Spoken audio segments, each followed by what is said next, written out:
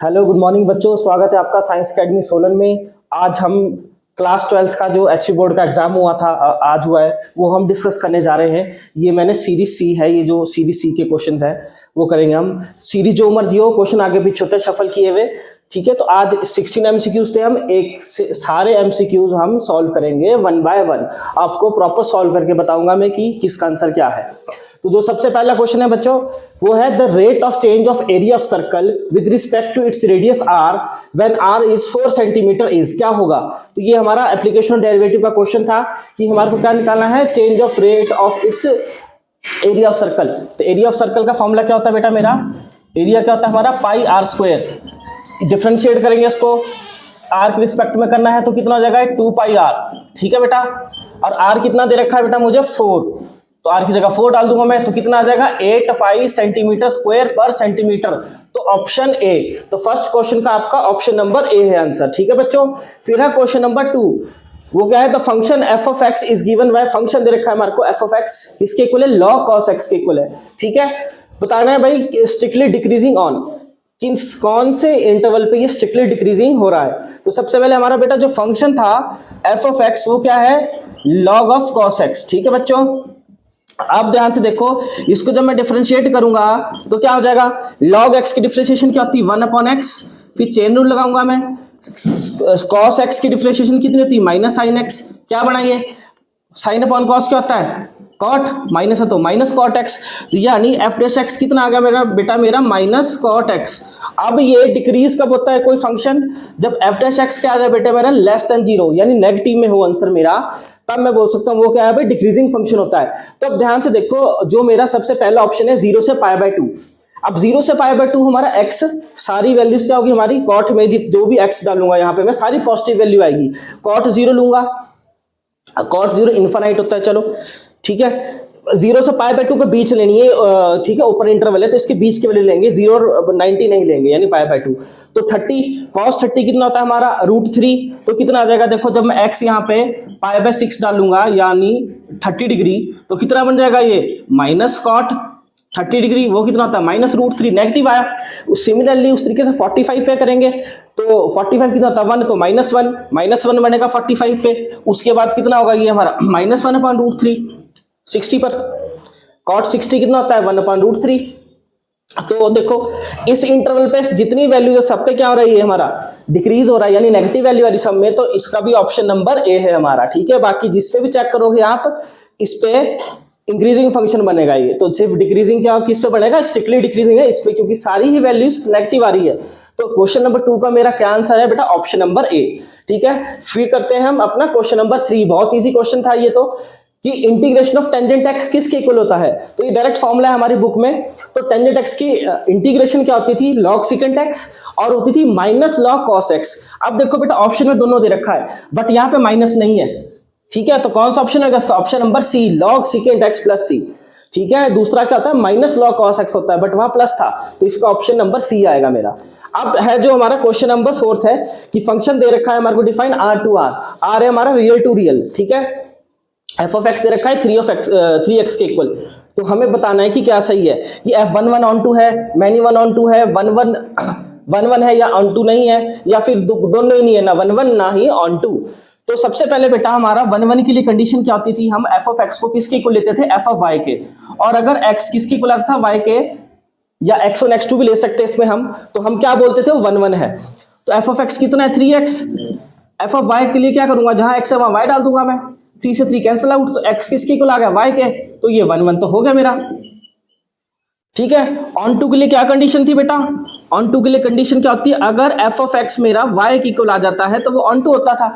तो function F of x कितना दे रखा है मुझे 3x दे रखा है, ये y की वैल्यू होती है, यहां से हम x को निकाल लेंगे किसकी टर्म्स में, y की टर्म्स में, y/3। अब इसको यहां पे डाल दो, एफ ऑफ एक्स कितना है बेटा मेरा 3x। अब जहां पे x है उसकी जगह मैं ये वैल्यू डाल दूंगा x की, जो y की टर्म्स में आई थी, y/3, 3 से 3 कट गया, एफ ऑफ एक्स किसके इक्वल आ गया y के, तो क्या होगा बेटा मेरा ये ऑन टू फंक्शन भी होगा। तो इसका भी कौन सा ऑप्शन है बेटा मेरा, ऑप्शन नंबर ए, यानी फंक्शन मेरा 1 भी है और ऑन टू भी है, तो इसका करेक्ट ऑप्शन है ए बेटा।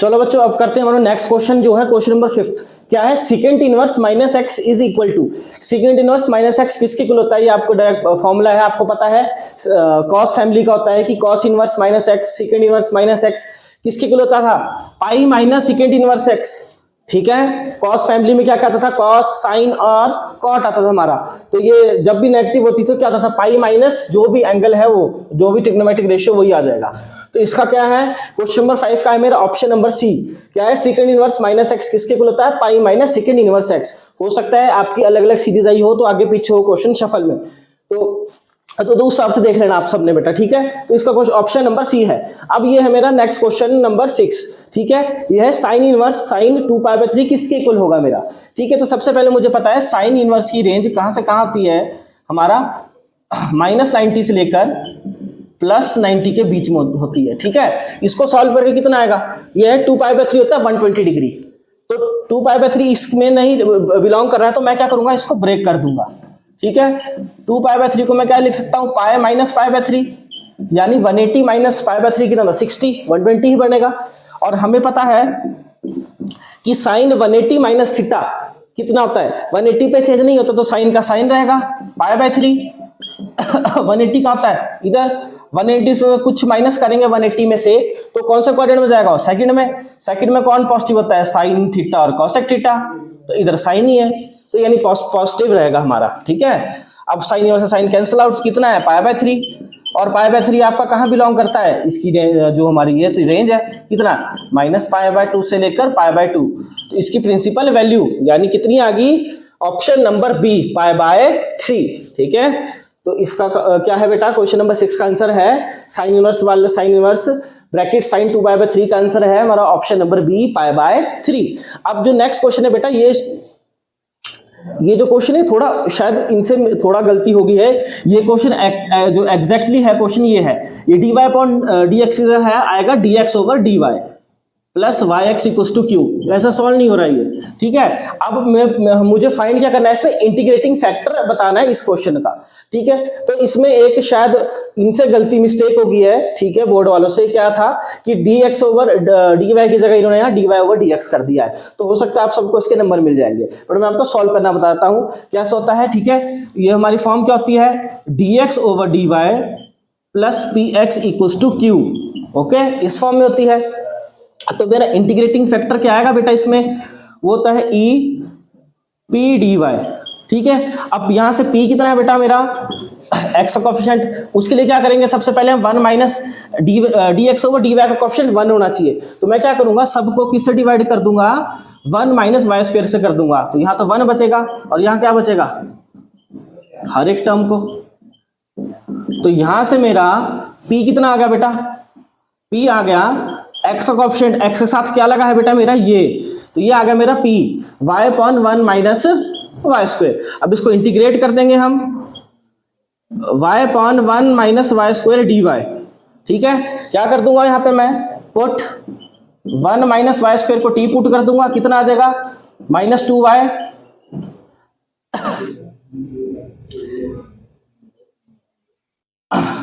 -2y dy equals to dt और y dy कितना हो जाएगा हमारा -1/2 dt यहां पे सब्स्टिट्यूट कर दो बेटा -1/2 बाहर ले लो -1/2 इसकी जगह हमने क्या डाल दिया था t dt क्या बन गया ये -1/2 सॉरी 1/t आएगा गलती से t² लग गया था ठीक है 1/t क्या होता है इसको इंटीग्रेशन का साइन हटा दो 1/t क्या होता है बेटा मेरा log t ठीक है अब क्या हो जाएगा इसको ऊपर भेज देंगे हम log इसको t की पावर में चल जाएगा माइनस अब यहाँ पे t सब्स्टिट्यूट कर दो कितना था t कितना था हमने डाला बेटा 1 माइनस y²। अब ये माइनस है तो क्या हो जाएगा ये मैं आपको डायरेक्ट बताता हूँ ठीक है t की जगह क्या डाल दूंगा बेटा मैं 1 माइनस y² और 1/2 का मतलब होता है अंडर रूट क्या होता है अंडर रूट बट बेटा नेगेटिव है तो ये रेसिप्रोकल हो जाएगा इसको मैं क्या लिख दूंगा 1/t यानी 1/t कितना हो जाएगा और रूट में आ जाएगा ये सारा हमारा ठीक है और t की जगह वैल्यू डाल दूंगा मैं वो कितना है 1 माइनस y²। log e की वैल्यू होती है 1 तो इसका कितना आ गया 1/1 माइनस y²। log e कितना होता है बेटा मेरा log e 1 मतलब e raise to power log, इस तरीके से ये क्या होता है 1 हो जाती है मेरी वैल्यू, तो लॉग mn का फॉर्मूला लगेगा तो ये नीचे आ जाएगा ये हमारा, ठीक है। तो ये क्या बना 1/1 का रूट 1 होता है, ये रूट में ही रहेगा। तो इसका कौन सा ऑप्शन है बेटा हमारा, ये ऑप्शन नंबर डी है मेरा, ठीक है। तो इसका क्या है ऑप्शन नंबर डी। हो सकता है बेटा ये थोड़ा बोर्ड वालों ने गड़बड़ होगी है, ठीक है, d a y upon d x की जगह ये आना चाहिए था, तो हो सकता है आपको सबको एक नंबर मिल जाएगा इसका। अब मैं फिर बताता हूं यहाँ क्या किया है, ठीक है, जो माइनस थी, ठीक है, उसको क्या कर दिया मैंने 1/2 रूट में बदल जाता है, और नेगेटिव था तो इसलिए इसका रेसिप्रोकल होगा, यानी 1/t बन गया, और टी की वैल्यू सब्स्टिट्यूट कर दी यहाँ पे। 1 का रूट 1 होता है, लॉग ई की वैल्यू 1 होती है, सारा 1 बच गया, ये नीचे बेस में आ जाएगा 1 और ये रूट में आ जाएगा, तो इसका ऑप्शन नंबर डी हो गया हमारा, ठीक है बच्चों। अब मूव ऑन करते हैं अपने नेक्स्ट क्वेश्चन पर, वो है क्वेश्चन नंबर 8। बहुत इजी क्वेश्चन है ये भी, ठीक है, डायरेक्ट फॉर्मूला, ये जो आपने पढ़ा होगा मैट्रिक्स का क्वेश्चन है ये था बेटा हमारा डिफरेंशियल इक्वेशन का क्वेश्चन, ठीक है, और ये इनवर्स ट्रिग्नोमेट्री का था दोनों ही हमारे। अब ये है जो क्वेश्चन नंबर 8 क्या बोलता है कि dot product of two vectors defined as, dot product क्या होता है आपको पता है, A vector dot B vector equals to magnitude of A vector magnitude of B vector into cos theta. तो इसका क्या है ऑप्शन नंबर बी आ गया मेरा। तो ये डायरेक्ट आपको डायरेक्ट फॉर्मूला था, इसमें आपको कोई ज्यादा दिक्कत होनी नहीं चाहिए, तो इसका क्या है ऑप्शन नंबर बी।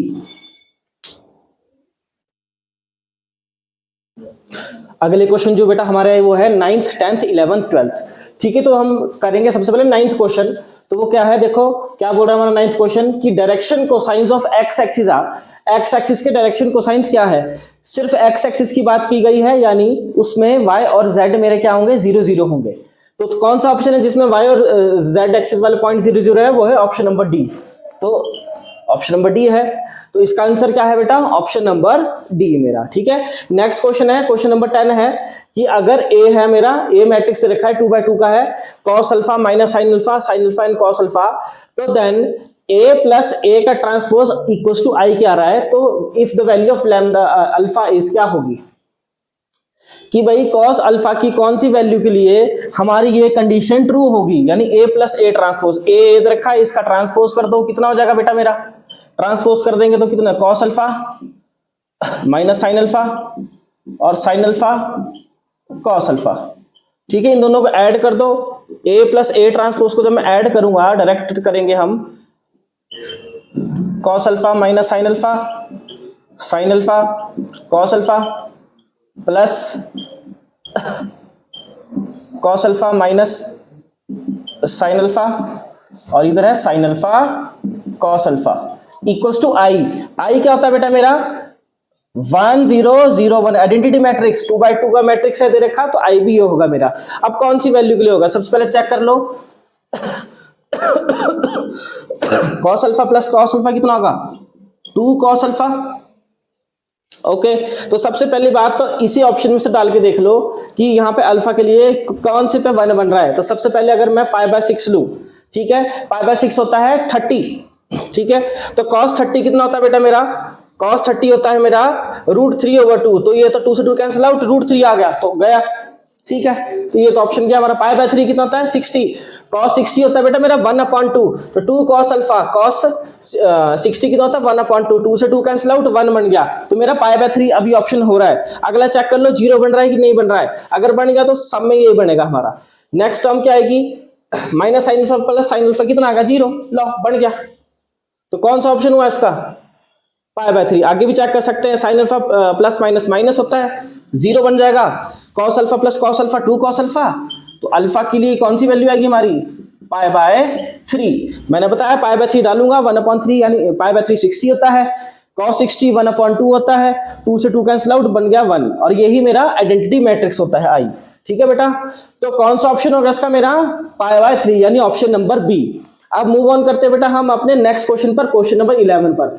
वो क्या है, क्वेश्चन नंबर 11 है बेटा हमारा कि a matrix a is said to be symmetric matrix if, हमारा सिमेट्रिक मैट्रिक्स कब होता है जब ए ट्रांसपोज किसके को ला जाता है हमारा ए के, ठीक है, सिंपल सी बात है। और अगर ए ट्रांसपोज माइनस ऑफ ए कहता था तो वो होता है स्क्यू सिमेट्रिक, ओके। तो ये तो सिंपल सा क्वेश्चन है, बिल्कुल इजी एमसीक्यू था, तो इसका ऑप्शन क्या आ जाएगा हमारा ए ऑप्शन। क्वेश्चन नंबर 11 का सिमेट्रिक मैट्रिक्स वाले का आंसर क्या है option number a, that means that is A transpose equals to A।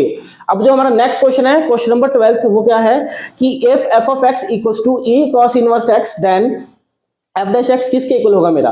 तो सबसे पहली बात तो ये फंक्शन है, इसको डिफरेंशिएट कर दो, कितना हो जाएगा? ई रेस्ट पर एक्स की डिफरेंशिएशन सेम होती है, ई रेस्ट पर एक्स वही रहेगी, यानी ये रहेगी। फिर फर्दर चेन रूल लगाएंगे जब हम किसकी डिफरेंशिएशन करेंगे? कॉस इनवर्स एक्स की।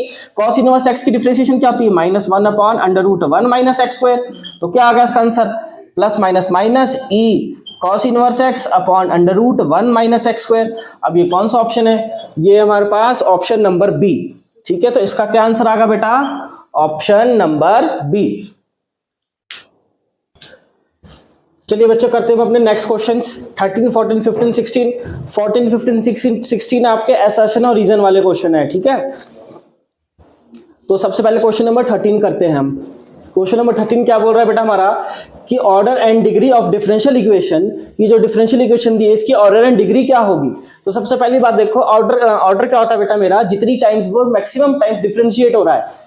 इधर पावर 3 3 डंडे तो मतलब 3 बार डिफरेंशिएट हो रहा है, इधर 2 बार, इधर 1 बार, तो मैक्सिमम कितनी बार डिफरेंशिएट हो रहा है? वो 3 बार। ओके बेटा, तो ऑर्डर तो इसका क्या होगा? 3।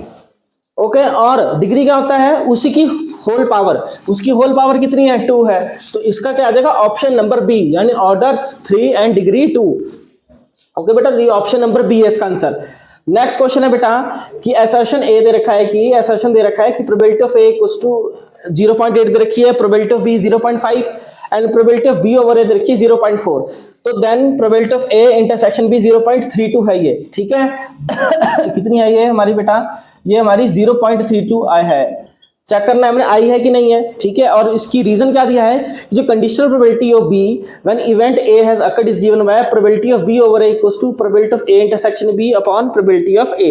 ठीक है, तो हमें बताना है कि क्या ए, तो अगर भाई क्या ए सही है या आर सही है या दोनों ही सही है, या फिर मतलब ए सही है बट उसका रीजन आर गलत है, या फिर ऑप्शन ए सही है, असर्शन सही है बट उसका रीजन भी सही है, वो देखेंगे अभी हम। तो सबसे पहली बात तो बेटा कंडीशनल प्रोबेबिलिटी का हमारा फॉर्मूला क्या होता है? प्रोबेबिलिटी बी ओवर ए कितना है? क्या होता है फॉर्मूला हमारा? Probability of A intersection B upon probability of जो नीचे इवेंट है वही आता है। अब देख लो सॉल्व करके कि क्या probability of A intersection b हमारा 0.32 आ रहा है कि नहीं आ रहा है? प्रोबेबिलिटी ऑफ बी ओवर ए कितना है हमारा बेटा? 0.4 एंड प्रोबेबिलिटी ऑफ ए कितनी दे रखी है बेटा मुझे 0.8।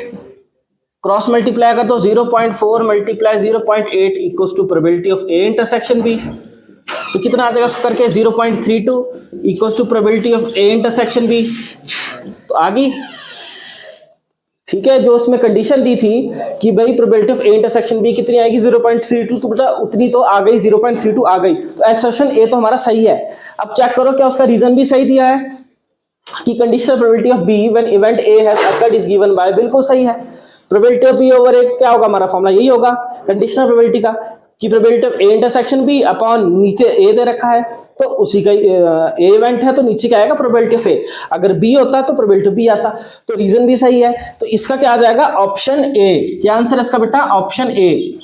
कि क्या है? Both assertion and reason are correct and R is the correct explanation of A. तो इसका क्या है? ऑप्शन नंबर ए है बेटा मेरा। ठीक है, नेक्स्ट क्वेश्चन है बेटा मेरा प्रोबेबिलिटी ऑफ 15th क्वेश्चन करने जा रहे हैं बेटा हम। तो इसमें असर्शन क्या दे रखा है कि 2 events A and B are such that probability of A इतना दे रखा है 1/4, प्रोबेबिलिटी ऑफ बी दे रखा है 1/2 and probability of A intersection B दे रखा है 1/8। Then 2 events A and B are independent, बता रखा है कि इंडिपेंडेंट है। तो इंडिपेंडेंट इवेंट कब होता है? जब probability of A intersection B किसके इक्वल हो? Probability of a into probability of b के। तो probability of A intersection b कितनी है? 1/8। ये प्रोबेबिलिटी ऑफ ए है 1/4 into means multiply, probability of b कितना है? 1/2 मल्टीप्लाई करके कितना है? 1/8 1/8 आ गया दोनों में सेम। यहाँ पे कर देता हूं मैं इसको, कितना आ गया? इधर भी 1/8 आ गया, इस साइड भी 1 1 जा 1 4 2 8 आ गया दोनों सेम। तो ये इंडिपेंडेंट इवेंट है मेरा। तो यानी असर्शन तो मेरा फिर इसमें भी असर्शन मेरा सही है। अब रीजन चेक करते हैं बेटा हम। रीजन क्या बोलता है हमारा कि 2 events are independent if the probability of occurrence of one does not effect the probability of occurrence of other. बिल्कुल सही है, ये भी सही है कि भाई 2 इवेंट इंडिपेंडेंट कब होते हैं? जब एक इवेंट को दूसरे का फर्क नहीं पड़ता। ठीक है, चाहे वो उसमें चेंजेस आ रहे हैं या नहीं आ रहे हैं, तो ये तो सही है। And probability of A intersection b equals to probability of A plus probability of B minus probability of A union B, ये भी सही है। बट बेटा इसमें अभी कुछ गलती है। क्या गलती? रीजन में एग्जैक्ट मतलब प्रॉपर एक्सप्लेनेशन नहीं दी है। क्यों? देखो मैंने जो असर्शन था कैसे सॉल्व किया, कौन से फॉर्मूला लगा के सॉल्व किया, ये वाला कि probability of A intersection B किसके इक्वल होता है, probability of a into probability of b. Reason में इनको ये लिखना चाहिए था, ठीक है। असर्शन क्या था कि a and B are independent, और सही हो गया। तो रीजन में कैसे लगता है पता, जब ये फॉर्मूले से लगेगा मुझे पता कि इंडिपेंडेंट होते हैं नहीं होते। तो इन्होंने सिर्फ डेफिनेशन लिखी है, फॉर्मूला नहीं लिखा है, ठीक है। फॉर्मूला नहीं लिखा है बेटा इन्होंने, तो इसलिए क्या होगा, असर्शन ए तो मेरा सही है but R is not correct explanation of A. R भी सही है, बोथ ए एंड आर ये भी सही है, मतलब गलत इसमें कुछ नहीं है, पर इसमें एक ये चीज नहीं लिखी गई है रीजन में, ठीक है। आर तो तब भी सही है कि मतलब दो इवेंट इंडिपेंडेंट कब होता है, जब एक दूसरे को एक मतलब इवेंट ए का जो भी चेंजेस होंगे उसको बी में फर्क नहीं पड़ता है, ठीक है। और ये फॉर्मूला भी सही है मेरा कि probability of A intersection B किसके इक्वल होता है, probability of A plus probability of B minus probability of A union B. ये भी सही है, बट करेक्ट क्यों नहीं है, क्योंकि उन्होंने ये वाला फॉर्मूला मेंशन नहीं किया गया है। तो इसका आंसर है बेटा ऑप्शन बी। क्या है इसका? Option B. ये इसका सही आंसर है, ऑप्शन बी। ऑप्शन बी क्या होता है कि both A and R are true but R is not correct explanation of A. Reason की सही एक्सप्लेनेशन नहीं है, जो असर्शन की रीजन में नहीं सही एक्सप्लेनेशन नहीं लिखी गई है। क्यों? क्योंकि हर चीज तो है बट उसमें ये फॉर्मूला मेंशन नहीं किया गया है, जो मेन होता है इंडिपेंडेंट के लिए, इंडिपेंडेंट इवेंट के लिए ये फॉर्मूला मेन होता है, वो नहीं इसमें मेंशन किया गया है। तो रीजन करेक्ट एक्सप्लेनेशन नहीं है, सही है रीजन बट करेक्ट एक्सप्लेनेशन नहीं है। तो ऑप्शन नंबर 15, क्वेश्चन नंबर 15 का है ऑप्शन नंबर बी बेटा मेरा आंसर। जो अब लास्ट क्वेश्चन है, ठीक है, इसका असर्शन पार्ट क्या बोलता है कि if a line has direction ratios -18, 12 and -4 then its direction cosines are इतना, ठीक है। ये है हमारा, और रीजन क्या है, if a line has direction ratios A B C then its direction cosines are a upon under root a square plus b square plus c square, b upon under root a square plus b square plus c square and c upon under root a square plus b square plus c square। तो reason are बिल्कुल सही है और इसका correct explanation ये है, ठीक है। अब हम चेक कर लेते हैं बेटा कि जब हम यहाँ पे वैल्यूज डालते हैं तो क्या बोलते हैं सही आ रहा है, आइए डायरेक्शन कोसाइंस आ रहे हैं कि नहीं आ रहे हैं, ठीक है। तो सबसे पहले मेरा फॉर्मूला है, देखो बेटा ए कितना है बेटा -18 अपॉन इनका स्क्वायर कर दो सबका, -18 का स्क्वायर प्लस 324, 12 का 144 एंड 4 का 16, तो कितना बन जाएगा ये -18 अपॉन ये आ जाएगा 484 इन सबको प्लस करके 484 किसका परफेक्ट स्क्वायर है 22 का, कटिंग कर दो 2 9 जा 2 11 जा, तो कितना आ गया -9 अपॉन 11 आ रहा है। सिमिलरली अगला करोगे 12 अपॉन 22 कट जाएगा, 6 अपॉन 11 आ जाएगा, अगले का भी -2 अपॉन 11 आ जाएगा, ठीक है। तो क्या है, असर्शन भी मेरा ट्रू है बेटा।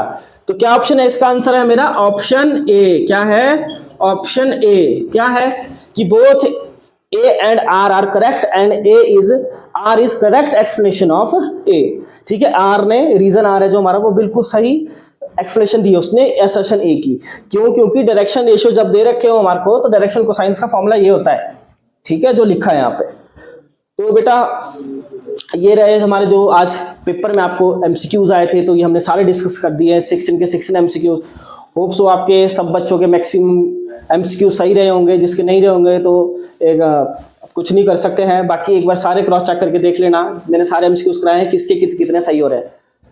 बाकी बच्चों अगले जो भी आपके पेपर उनके लिए आपको ऑल द बेस्ट एंड देखते रहिएगा साइंस एकेडमी सोलन में सारी वीडियोस को, और थैंक यू।